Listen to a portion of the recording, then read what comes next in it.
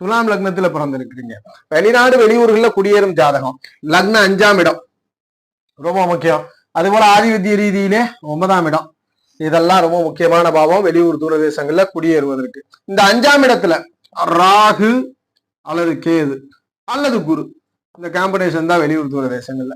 9ஆம் இடத்திலே ராகு அல்லது கேது அல்லது குரு, இந்த காம்பினேஷன் தான் வெளியூர் தூரதேசங்கள்ல தான் ஜாதகர் குடியேறணும். அது போல 5, 9ஆம் ஆதிபத்தியம் பெற்ற செவ்வாயும் சுக்கிரனும் 8ஆம் இடத்திலே மறைவது, அதாவது 5 சனியும் சுக்கிரனும் சனியும் புதனும்